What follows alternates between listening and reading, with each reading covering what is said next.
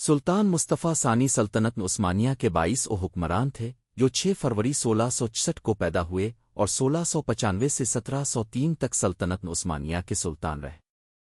وہ سلطان محمد چہارم کے بیٹے تھے اور ان کی حکومت ایک مشکل دور میں آئی جب سلطنت کو یورپی طاقتوں خاص طور پر آسٹریا اور روس کے خلاف شدید چیلنجز کا سامنا تھا۔ حکومت اور فتوحات۔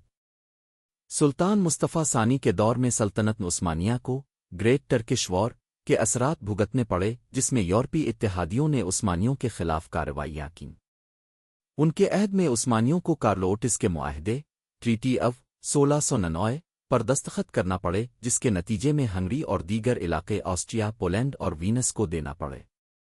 یہ معاہدہ سلطنت عثمانیہ کے زوال کی ایک بڑی علامت بن گیا۔ اصلاحات اور طرز حکومت۔ مصطفیٰ ثانی ایک عملی سلطان تھے جو ذاتی طور پر فوجی مہمات میں حصہ لینے کے خواہاں تھے، لیکن بعد میں انہوں نے ریاستی معاملات کو زیادہ تر شیخ الاسلام اور دیوان کے وزراء کے سپرد کر دیا۔ انہوں نے سلطنت میں انتظامی بہتری لانے کی کوشش کی، مگر ان کی حکومت اندرونی سیاسی مسائل، فوجی ناکامیوں اور یورپی طاقتوں کی پیش قدمی کی وجہ سے کمزور ہو گئی۔ معزولی اور وفات۔ 1703 میں ادرنی بغاوت کے نتیجے میں انہیں تخت سے ہٹا دیا گیا اور ان کے بھائی احمد ثالث کو سلطان بنا دیا گیا۔ مصطفیٰ ثانی کو معزولی کے بعد قید میں رکھا گیا جہاں 29 دسمبر 1703 کو ان کا انتقال ہوا۔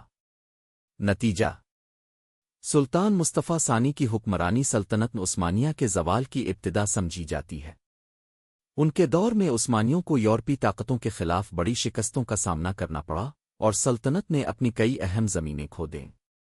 وہ ایک بہادر مگر بدقسمت حکمران تھے جو سلطنت کو اس کے سابقہ عروج پر واپس لانے میں ناکام رہے۔